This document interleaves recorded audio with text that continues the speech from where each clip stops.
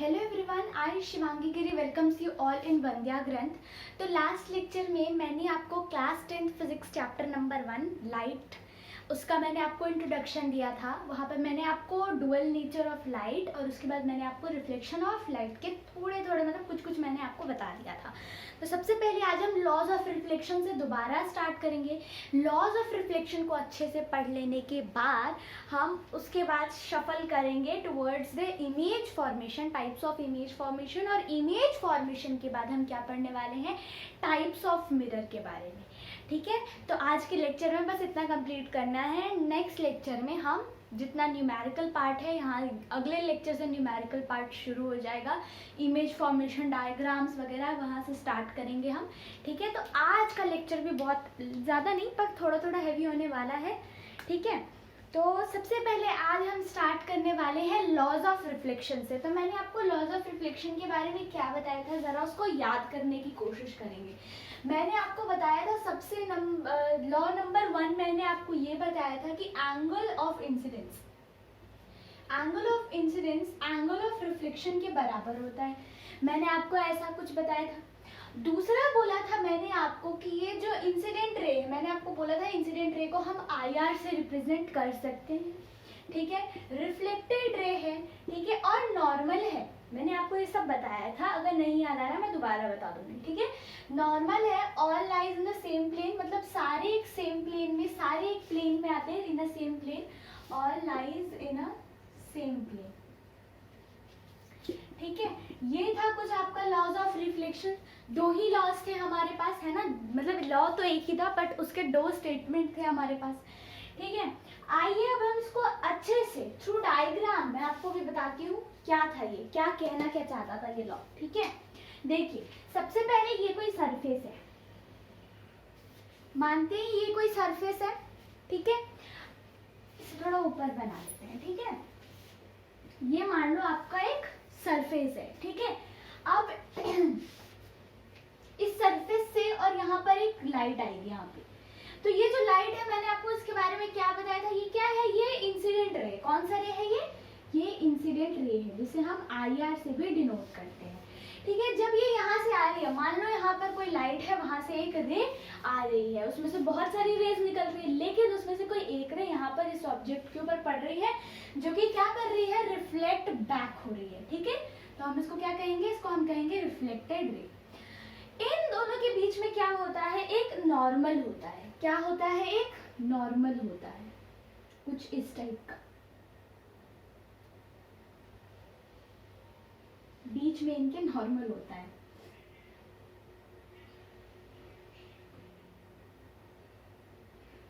इसे हम ऐसे डिनोट करते हैं। ठीक है, अब यहाँ पर क्या कह रहा है, angle of incidence is always equal to angle of reflection. क्या आप इस बात को समझ पा रहे हैं कि ये जो आई है, एंगल आई है, वो क्या है, वो है इंसिडेंट रे। कौन सा रे है ये है incident angle, angle of incident कहते हैं। ये इंसिडेंट रे जो एंगल बना रहा है वो उसका एंगल है, तो हम इसे क्या कहेंगे, हम इसे कहेंगे एंगल ऑफ इंसिडेंस। इस बात को मानते हैं आप कि ये जो एंगल आई है वो इंसिडेंट रे के थ्रू एंगल बनाया हुआ होगा, उसे हम इंसिडेंट रे कह रहे होंगे, इंसिडेंट एंगल ऑफ इंसिडेंट कह रहे होंगे, है ना।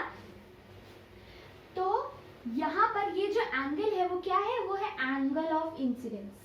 कौन सा एंगल है, एंगल ऑफ इंसिडेंस। अभी मैं बताऊंगी कहाँ पर बन रही है एंगल ऑफ इंसिडेंस। ठीक है, और ये जो एंगल R लिखा हुआ है, तो आप इस बात को एक्सेप्ट करते हो कि ये जो एंगल R है वो रिफ्लेक्टेड रे के द्वारा बनाई हुई एंगल होगी।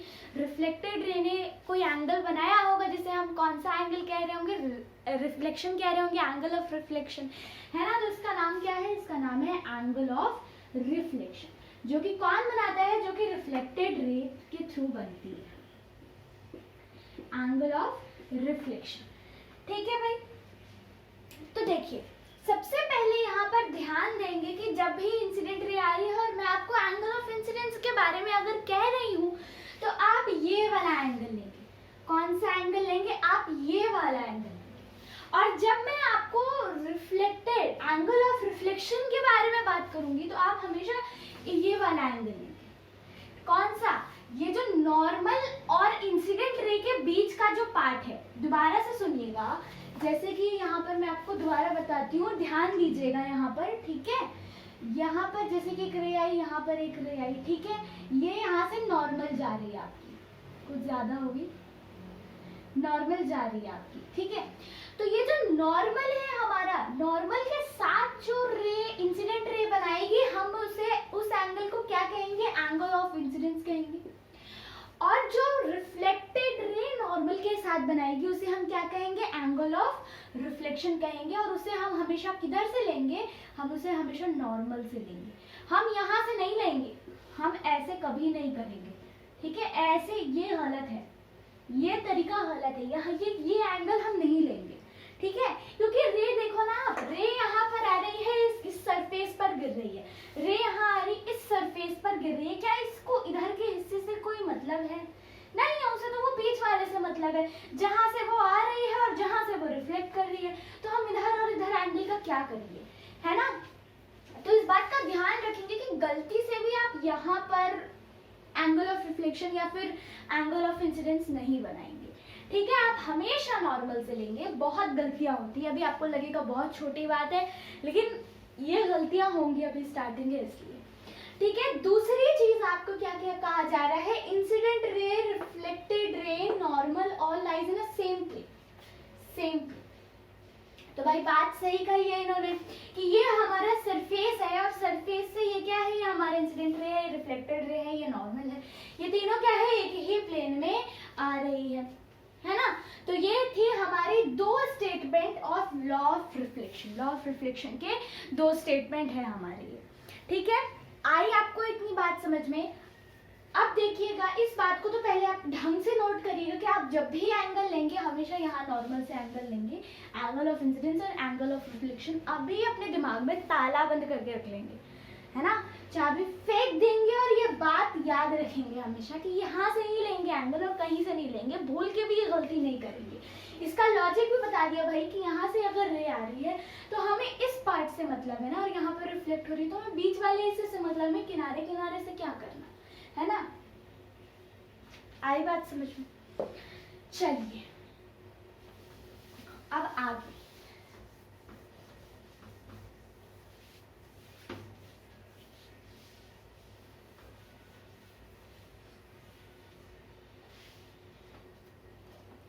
अब देखिएगा इमेज फॉर्मेशन के बारे में, टाइप्स ऑफ इमेज फॉर्मेशन, ठीक है। इमेज देखो, जैसे कि हम पहले मैंने आपको लास्ट लेक्चर में मैंने आपको बताया था characteristic of a good reflector, और मैंने आपको शायद ये बात भी बोली थी कि जो मिरर होता है वो एक बहुत अच्छा रिफ्लेक्टर होता है ना।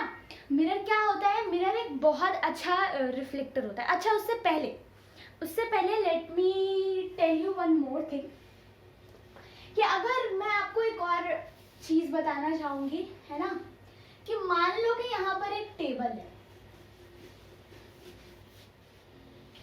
यहाँ पर मान लो कि ये एक टेबल है, ठीक है,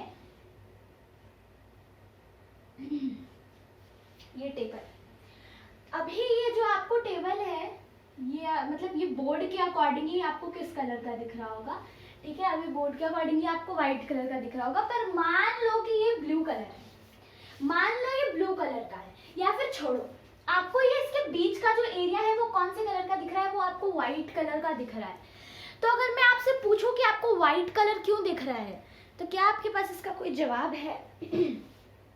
ये भी एक रिफ्लेक्शन का फिनोमेना ही होता है। लाइट के पास सब कलर होता है, जो हमें व्हाइट कलर की दिख रही है ना, उसमें सारा कलर है।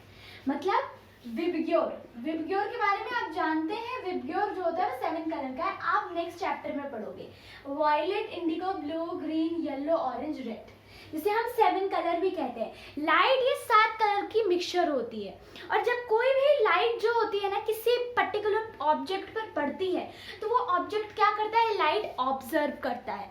जब वो लाइट को एब्जॉर्ब करता है और उसके बाद जो कलर हमें उसमें से दिखाई देती है, मतलब मान लो कि हमें यहाँ पर कौन सा कलर दिख रहा है, हमें व्हाइट कलर दिख रहा है, इसके ऊपर पड़ सारी कलर रही है, इसमें वायलेट भी पड़ रहा है, इंडिगो भी पड़ रहा है, ब्लू भी पड़ रहा है, ग्रीन, ऑरेंज, येलो, सब रेड वेड सब पड़ रहा है इसके ऊपर। लेकिन ये क्या कर रहा है, ये व्हाइट लाइट रिफ्लेक्ट कर दे रहा है, मतलब ये जो व्हाइट कलर वाला जो लाइट है वो रिफ्लेक्ट कर रहा है, और वो जो वाइट कलर है वो हमारे आंखों में पड़ रही है, जिसके कारण ये हमें किस कलर का दिख रहा है, हमें ये वाइट कलर का दिख रहा है।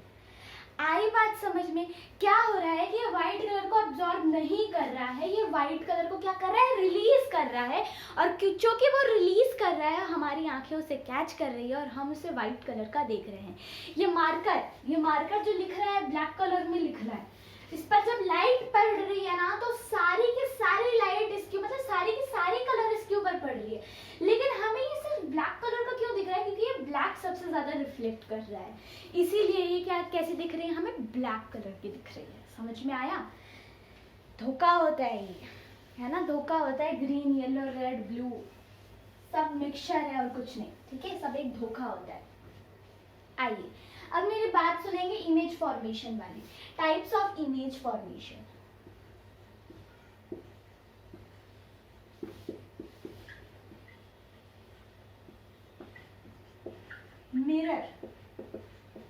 मिरर क्या करती है, इमेज फॉर्म करती है।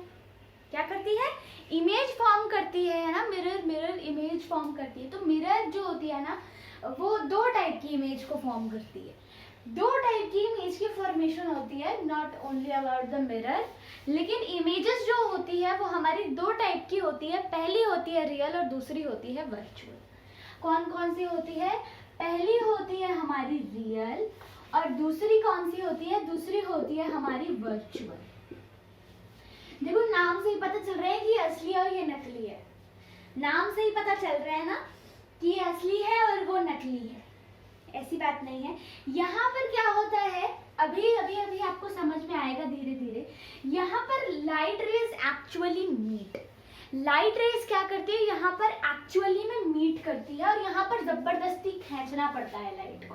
क्या करना पड़ता है? जबरदस्ती पीछे की तरफ खींचना पड़ता है।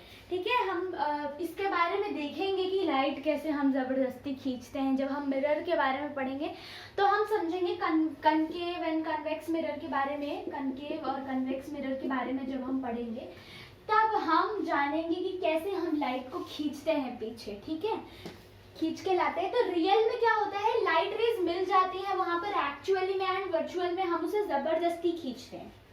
ठीक है, इमेज जब भी, रियल इमेज जब भी कोई इमेज फॉर्म करेगा तो वो हमेशा कैसा होगा, वो हमेशा इन्वर्टेड होगा। बताऊंगी मतलब इसका भी।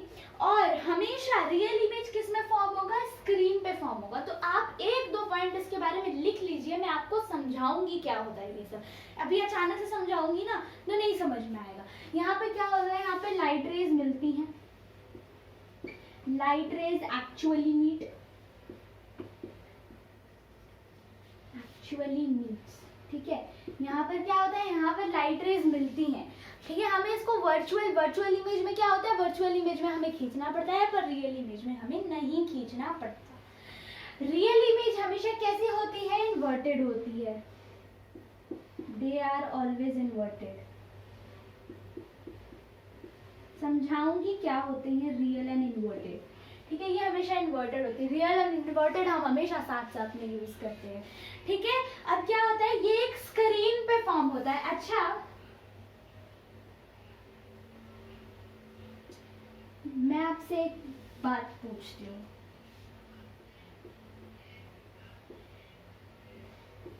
वही वाली स्क्रीन के बारे में बात करें जिसे हम कहते हैं ना पर्दे पर फिल्म लगी है। तो जो सिनेमा हॉल वाले पर्दे होते हैं ना, हम एक्चुअली में उसी के बारे में बात कर रहे हैं कि वो एक स्क्रीन होता है और वहां पे जो इमेज फॉर्म होती है वो क्या, कौन सी इमेज होती है? वो एक रियल इमेज होती है।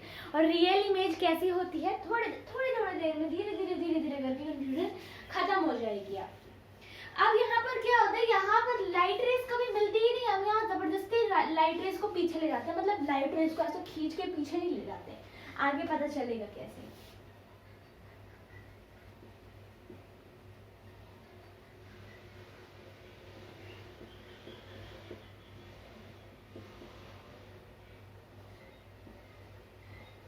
लाइट रेज एक्चुअली में यहाँ पर मीट नहीं करती। यहाँ पर हमेशा वर्चुअल इमेज फॉर्म होती है, virtual and erect. They are always virtual and erect.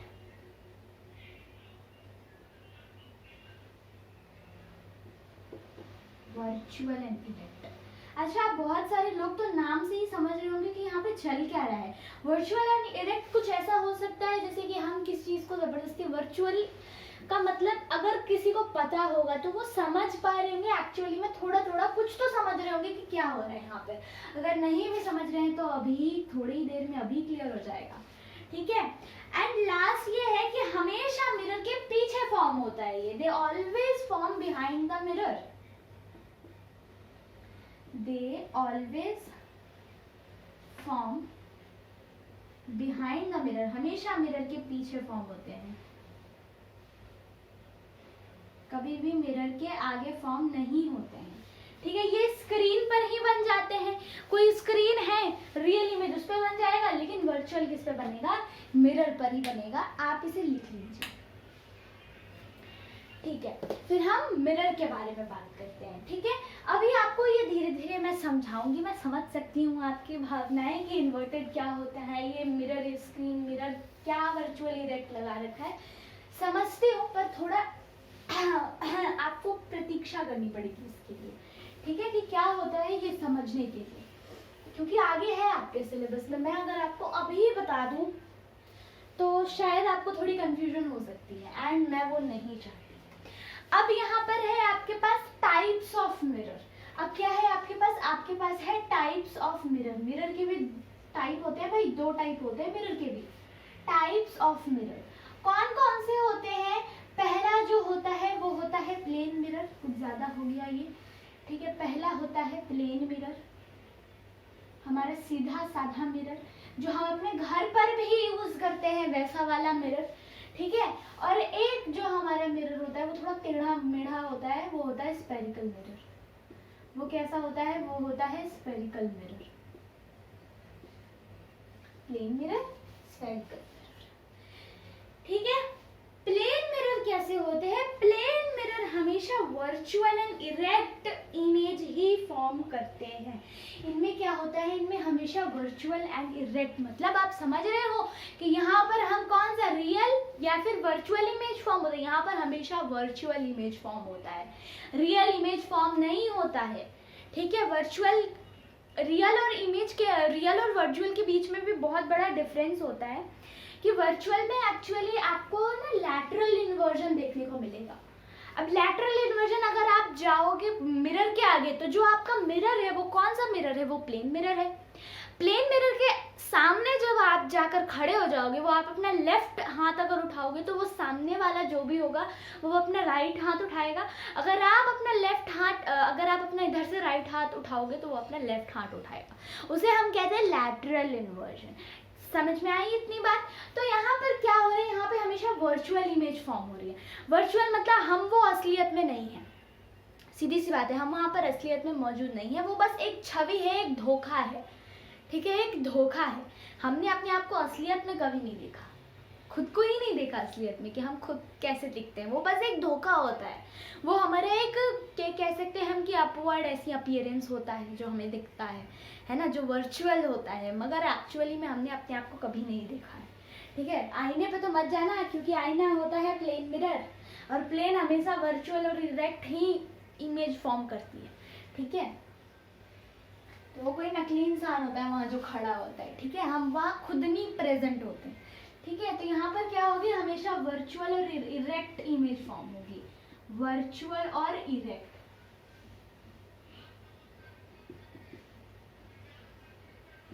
Hope so ये पॉइंट आपको समझ में आई होगी, वर्चुअल एंड इरेक्ट वाली, है ना।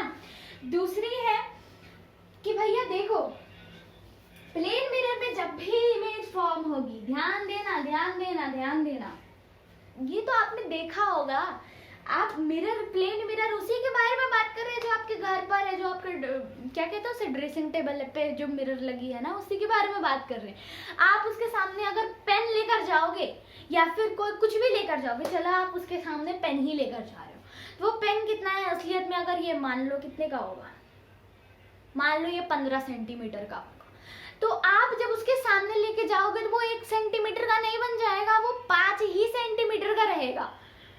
आई बात समझ में? वो 15 ही सेंटीमीटर का रहेगा, सॉरी वो 15 ही सेंटीमीटर का रहेगा अगर आप उसको मिरर के सामने भी लेकर जा रहे हो तो, और असलियत में भी वो 15 ही सेंटीमीटर का रहेगा, है ना। प्लेन मिरर अगर भरोसा ना हो तो जाके मिरर के आगे खड़े हो जाना, ठीक है, और जाकर वहाँ पर पेन लेके खड़े हो जाना, इंची टेप ले लेना और नापना दोनों का साइज, ठीक है। भरोसा ना हो तो ये कर सकते हो। Same size is that of object, same size of image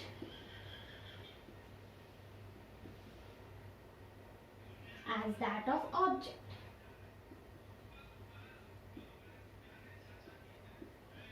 चलो ठीक है, ये पॉइंट भी आपको अच्छे से समझ में आ गई होगी, ठीक है। नेक्स्ट पॉइंट हम देखेंगे कि इमेज जब भी फॉर्म होगी हमारी मिरर पर, इमेज जब भी फॉर्म होगी हमारी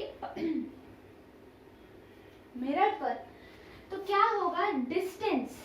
देखो इस पॉइंट को मैं आपको समझा देती हूँ, समझाने पे समझ में आएगा, अंग्रेजी पढ़ देने पे तो, अंग्रेजी तो ऐसे ही खराब है हमारी, है ना।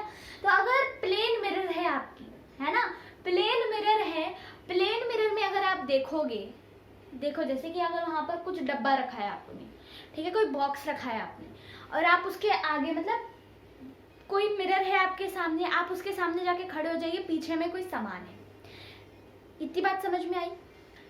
तो आप अब अपने आप को मिरर के अंदर इमेजिन करो, आप मिरर के अंदर वाले पार्ट में अपने आप को इमेजिन करेंगे, ठीक है, और मिरर के अंदर वाले पार्ट में भी आप देखेंगे कि वो जो बॉक्स है ना वो आपसे उतनी ही दूरी पर है, ठीक है। जितना रियल लाइफ में आप उस ऑब्जेक्ट से, उस बॉक्स से दूर पर हो, उतना ही आप मिरर वाले दुनिया में भी उस बॉक्स से दूर रहोगे। अगर वहां पर मेरे सामने, मान लिया मैंने रखा है कुछ, मान लो मेरे सामने मिरर है, तो ये जो है, ये जो बोर्ड है, मान लो ये अप्रोक्सीमेटली कितना मेरे से 100 सेंटीमीटर की दूरी पर है, ठीक है, मान लिया 100 नहीं, बहुत ज्यादा नहीं हो गया, 50 सेंटीमीटर की दूरी पर है, 50-60 सेंटीमीटर की दूरी पर है अगर ये बोर्ड रफली, ठीक है। तो जब इमेज फॉर्म होगी तब भी क्या होगा, तब भी वो बोर्ड मेरे से 50-60 सेंटीमीटर के ही दूरी पर रहेगा। ये नहीं कि ये गोवा चल गया और मैं यहीं हूँ, ऐसा नहीं होगा, आई बात समझ में, ऐसा नहीं होगा, ये 50-60 सेंटीमीटर के ही दूरी पर हम दोनों रहेंगे, ठीक है, इतनी बात समझ में आई। तो इसको अब लिखेंगे हम कि image is formed,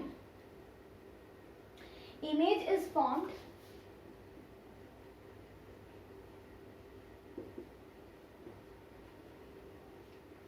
at equal distance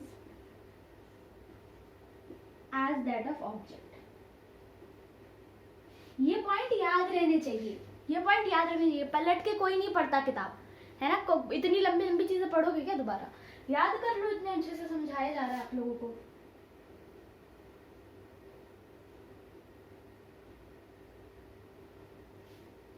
as that of object, sorry, ठीक है, इक्वल डिस्टेंस पर ही फॉर्म होगी, आई बात समझ में, ठीक है। अब बात कर लेते हैं कुछ कुछ स्फेरिकल मिरर के बारे में। तो इसके बारे में क्या ही कहें, इसकी तारीफ में हमारे पास बस एक ही चीज है कि इसके दो तरीके होते हैं, दो तरीके नहीं होते हैं, इसके दो टाइप होते हैं।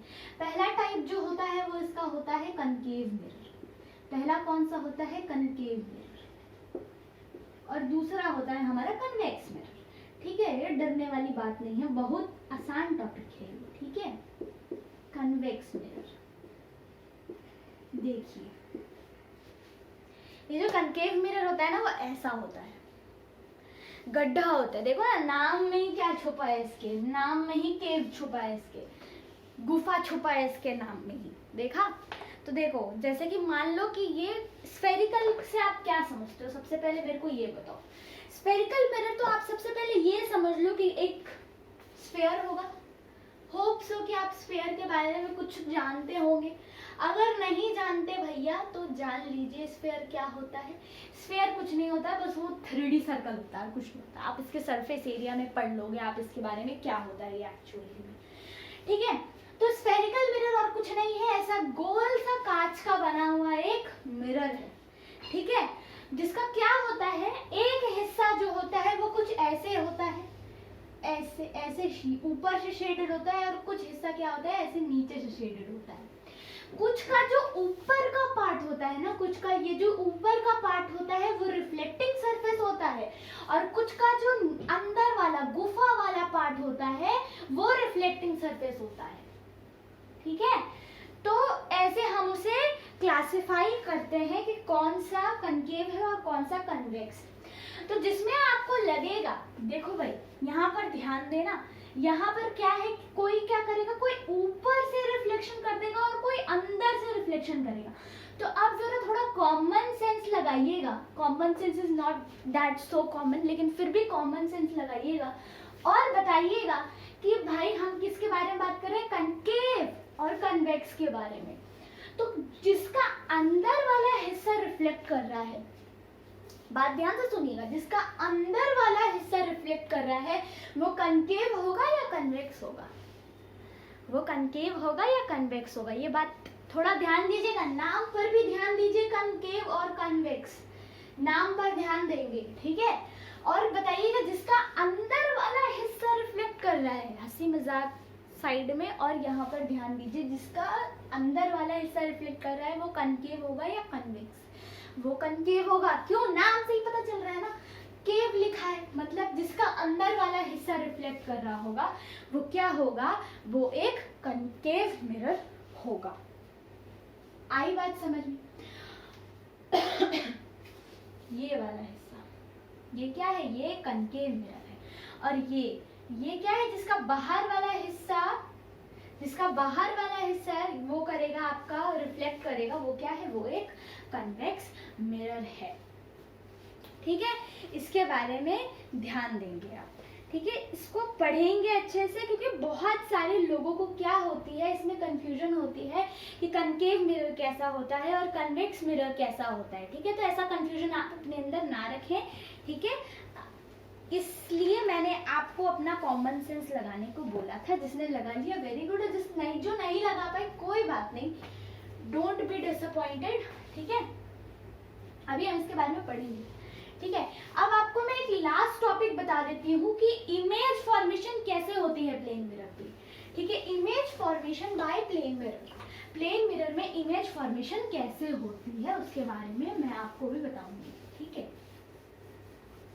हेडिंग डालेंगे और मेरे साथ साथ ड्राइंग भी बनाएंगे। हाँ, हम अभी ड्राइंग बना रहे हैं, आज हमारी ड्राइंग की भी क्लास है। Image formation by concave mirror, formation by plane mirror, concave नहीं, प्लेन मिरर।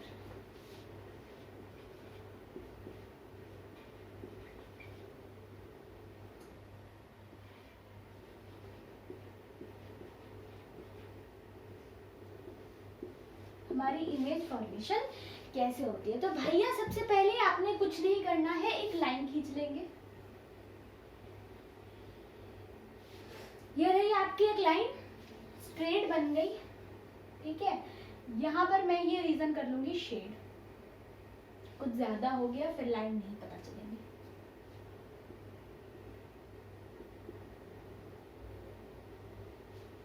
ठीक है, इतनी चीज समझ में आई। अब देखिए, अब यहाँ पर मेरे को एक ऑब्जेक्ट बनाना है। क्या बनाना है, एक ऑब्जेक्ट बनाना है। तो मैं यहाँ पर एक आदमी बना लेती हूँ। ठीक है, एक आदमी, तो ये रहा हमारा आदमी, एक मिनट रुकिएगा, आदमी, ये रहा हमारा आदमी। ठीक है, फिजिक्स में आदमी ऐसे ही दिखता है, और खास करके इस चैप्टर में तो आदमी बिल्कुल यही दिखता है। तो सबसे पहले कुछ नहीं करना है, हमने लाइट रिफ्लेक्ट करना है, लाइट इस ऑब्जेक्ट पर पड़ेगी, और ये सामने क्या है, सामने एक मिरर है। तो क्या होगा, सबसे पहले हम हेड से एक लाइट निकालेंगे। सबसे पहले हम कहाँ से निकालेंगे, एक लाइट निकालेंगे इसके हेड से। ठीक है, कहीं मतलब इस पे बहुत सारी लाइट रेस पड़ेंगे, कहीं से भी निकालो, पर एक लाइट अपने को कहाँ से निकालना है, इसके हेड से निकालना है। तो एक बात जरा आप ध्यान देंगे कि क्योंकि यहाँ पर क्या हो रहा है, यहाँ पर लाइट निकल रही है और यहाँ पे पड़ रही है, तो क्या ये रिफ्लेक्ट बैक इसी डायरेक्शन में करेगी, क्या ये रिफ्लेक्ट बैक इसी डायरेक्शन में करेगी। तो इसका जो नॉर्मल होगा, यहाँ पर नहीं बनाते हैं, ये रिफ्लेक्ट बैक भी इसी डायरेक्शन में कर जाएगी। तो इसका जो नॉर्मल होगा, इसका नॉर्मल कुछ ऐसा सीधा सीधा ही बनेगा।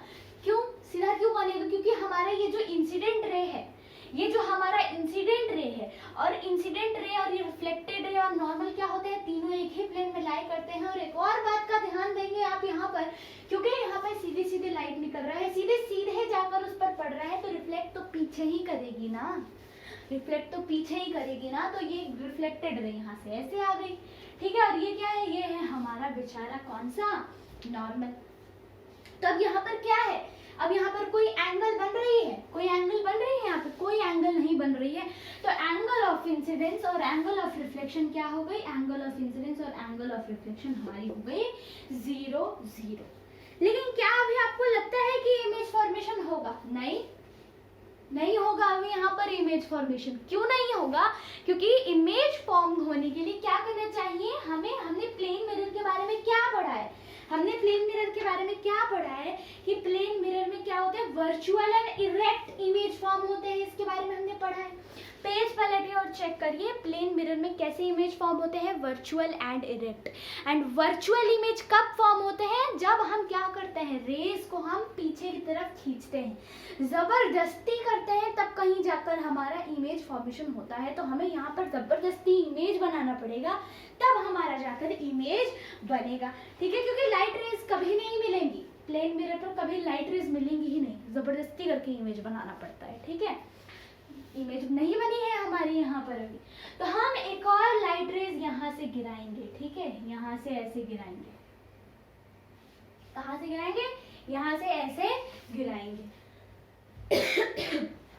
अब यहाँ पर ऐसे गिरे तो बुद्धिमान मत बनना ज्यादा कि यहाँ से ऐसे गिरे तो ये यहाँ से ऐसे रिफ्लेक्ट करेगी, नहीं करेगी, ये अभी यहाँ से ऐसे रिफ्लेक्ट नहीं करेगी, ठीक है, नहीं करेगी, ये यहाँ से ऐसे रिफ्लेक्ट करेगी, यहाँ से ऐसे, बुद्धिजीव यहाँ से रिफ्लेक्ट करेगी, आई बात समझ में, यहाँ से रिफ्लेक्ट करेगी। तो अब इसका नॉर्मल कहाँ बनेगा, क्योंकि यहाँ पर इंसिडेंट रे बन रहा है, यहाँ पर ये रिफ्लेक्शन हो रहा है, तो हमारा नॉर्मल यहाँ बनेगा, नॉर्मल ये रहा हमारा, ये क्या है हमारा, ये है हमारा एंगल ऑफ इंसिडेंस, और ये है हमारा एंगल ऑफ रिफ्लेक्शन, और ये है हमारा यहाँ पर नॉर्मल।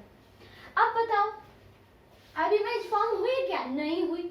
क्यों नहीं हुई, क्योंकि प्लेन मिरर में हमेशा क्या होता है, प्लेन मिरर में क्योंकि प्लेन मिरर है और क्योंकि ये एक वर्चुअल इमेज है, तो ये हमेशा क्या होगी, बिहाइंड द मिरर फॉर्म होगी, क्योंकि हमेशा एक वर्चुअल इमेज, प्लेन मिरर कैसा इमेज फॉर्म करता है, वर्चुअल इमेज फॉर्म करता है, ठीक है। प्लेन मिरर कैसा इमेज फॉर्म करता है, वर्चुअल इमेज फॉर्म करता है, और वर्चुअल इमेज हमेशा क्या होता है, बिहाइंड द मिरर फॉर्म होता है। तो ये भी कहाँ फॉर्म होगा, ये भी behind the mirror he form होगा और होना भी चाहिए, ठीक है। तो हम क्या करेंगे, हम इसे पीछे की तरफ एक्सटेंड करेंगे, कहाँ करेंगे, हम इसे पीछे की तरफ एक्सटेंड करेंगे,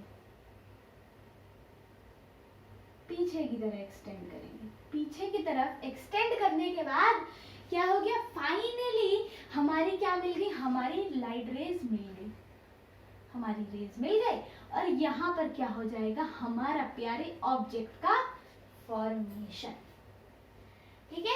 तो ऐसे फॉर्म होता है image on a plane mirror, ठीक है। तो यहाँ पर दो एंगल ऑफ रिफ्लेक्शन है, आप पहले ध्यान देंगे, यहाँ पर जाने से पहले ये पहला रिफ्लेक्शन है, ठीक है, ये पहला रे ऑफ रिफ्लेक्शन है, ये लिख दूं मैं, angle of reflection 1, angle of reflection नहीं, पहला रिफ्लेक्टेड रे है और ये दूसरा रिफ्लेक्टेड रे है, ठीक है। यहाँ पर हमने जबरदस्ती इमेज पीछे स्क्रीन के पीछे खींची है, ठीक है, आई बात समझ में। इसको अगर हम ए ले लें तो ये ए डैश है, ठीक है।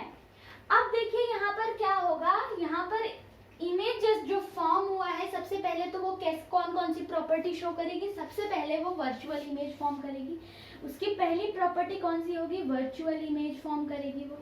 दूसरा कि ऑब्जेक्ट का साइज जो होगा, जो ऑब्जेक्ट का साइज होगा वही इमेज का साइज होगा, ठीक है, जो ऑब्जेक्ट का साइज होगा वो क्या होगा, वो इमेज का भी साइज होगा, खाली नहीं बन जाएगा वो उधर जाके, ठीक है, वो इंसान ही रहेगा, ठीक है। तीसरा क्या होगा, सेम डिस्टेंस होगा, सेम डिस्टेंस, क्योंकि मैंने ये लिखवा दिया है तो मैं शॉर्टकट लिखवा देती हूँ आपको। और चौथा और सबसे इंपॉर्टेंट क्या होगा, लैटरली इन्वर्टेड, ठीक है, आप ना राइट उठाओगे हाथ तो लेफ्ट उठेगा, लेफ्ट उठाओगे तो राइट उठेगा। क्यों? क्योंकि एक वर्चुअल और इरेक्ट इमेज फॉर्म होती है, वर्चुअल एंड इरेक्ट। इमेज कैसी होगी? Virtual and erect. ऑब्जेक्ट की जो साइज होगी वो इमेज के साइज के बराबर होगी, सेम डिस्टेंस पर बनेगी और लैटरली इन्वर्टेड होगी। ठीक है, आई बात समझ में? तो आज का लेक्चर हम अपना यहीं पर खत्म करते हैं। इस चीज को आप अच्छे से पढ़ेंगे, अच्छे से बना लेंगे अपनी कॉपी में। ठीक है, नेक्स्ट लेक्चर से हम अपना स्फेरिकल मिरर स्टार्ट करेंगे। So till then, thank you very much.